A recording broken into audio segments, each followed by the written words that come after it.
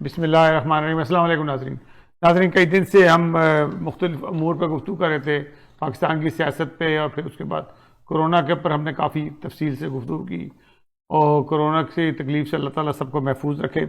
آج تھوڑی سی ایک بات تھی کہ مجھے ایک ویڈیو ملی جو دیوبندی مکتب سے تعلق ہے، وہ ایک اقتباس دے رہے ہیں جو کہ حضرت قاسم نانوتوی رحمۃ اللہ علیہ جو بزرگ تھے ان کے دیوبند کے، ہمارا تو فرض ہے کہ ہم ان کے عزت سے نام لیں اور ہمیشہ ان کا احترام کریں کیونکہ وہ ہمارے بھی بزرگ ہیں۔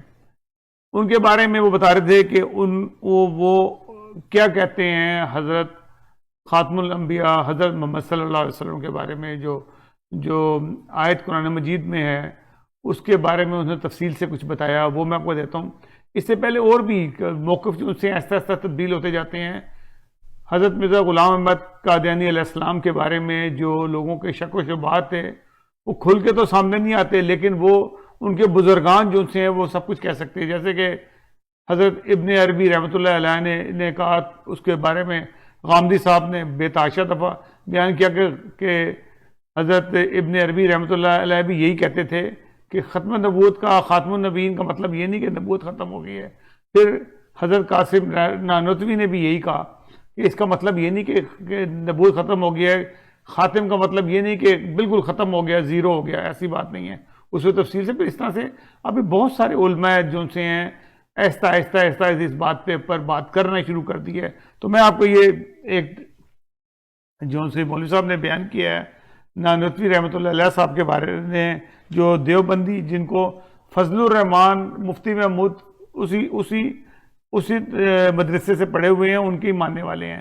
لیکن افسوس کی بات یہ ہے کہ یہ بدبخت فضل الرحمان جو سے ہے، یہ مانتا بھی ان کو ہے بزرگ، اور اس کی بالکل نافرمانی کرتے ہوئے وہی حرکت کر رہا ہے جو جیسے دوسرے مولوی کرتے ہیں۔ ناظرین سنیے گا، ملا کیجیے، پھر آپ اس پہ خود غور کریں کہ یہ کیا چیز چاہ رہی ہے۔ حضرت نانوتوی رحمۃ اللہ علیہ نے سورۃ الاحزاب آیت نمبر 40 ما کان محمد ابا احد من رجالکم ولکن رسول اللہ وخاتم النبیین، اس آیت کی تشریح کرتے ہوئے فرمایا کہ یہاں پر اللہ رب العزت نے نبی علیہ الصلاۃ والسلام کو فرمایا ولکن رسول اللہ، آپ اللہ کے رسول ہیں، وخاتم النبیین، اور آپ آخری نبی ہیں۔ حضرت نانوتوی رحمہ اللہ فرماتے ہیں کہ دیکھیں یہ آیت مقام مدح میں ہے، یہ آیت نبی علیہ الصلاۃ والسلام کی مدح، تعریف اور توصیف کر رہی ہے۔ تو خاتم النبیین، آخر میں آنا بالذات کوئی وجہ فضیلت نہیں ہے۔ حضرت نانوتوی رحمۃ اللہ علیہ نے یوں الفاظ سمجھایا، تقدم یا تأخر بالذات وجہ فضیلت نہیں، کہ زمانے میں کوئی پہلے آ جائے یا آخر میں آ جائے، فی ذاتی ہی اس کے اندر کوئی فضیلت کی بحث نہیں ہے۔ مثال کے طور پہ خلفۂ راشدین، 4 خلفاء، پہلے خلیفہ حضرت ابو بکر صدیق رضی اللہ تعالیٰ عنہ، اور آخری خلیفہ ہیں حضرت علی مرتضیٰ رضی اللہ تعالیٰ عنہ۔ اب اگر آخر میں آنا وجہ فضیلت ہو تو اس کا تقاضا تو یہ ہے کہ حضرت علی رضی اللہ تعالیٰ عنہ کا تمام خلفاء سے افضل ہونا چاہیے، حالانکہ اس کا تو کوئی بھی قائل نہیں ہے کہ افضل البشر بعد الانبیاء و افضل الخلفاء وہ تو سیدنا ابوبکر صدیق رضی اللہ تعالیٰ عنہ ہیں۔ اسی طرح آپ دیکھ لیں کہ فقہ کی تدوین کرنے والے، جن کی فقہ مدون بھی ہوئی اور باضابطہ طور پہ آگے لوگ ان کے مقلد بھی ہوئے، وہ 4 شخصیات ہیں۔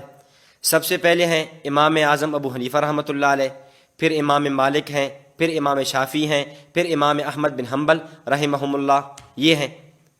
تو اب آخری امام تو ہیں امام احمد بن حنبل، لیکن جو افضل سمجھے جاتے ہیں وہ کون ہیں؟ امام اعظم ابو حنیفہ رحمۃ اللہ علیہ۔ اگر آخر میں آنا بذات وجہ فضیلت ہو تو پھر امام احمد بن حنبل رحمۃ اللہ علیہ کا نام آئے۔ تو اس سے معلوم یہ ہوا چند مثالوں سے آخر میں آنا بذات وجہ فضیلت نہیں ہے۔ تو حضرت نانوتوی رحمۃ اللہ علیہ فرماتے ہیں پھر اس آیت کے مقام مدح میں ہونے کا مطلب کیا ہے؟ تو حضرت فرماتے ہیں کہ دیکھیں خاتم کی 2 قسمیں ہیں۔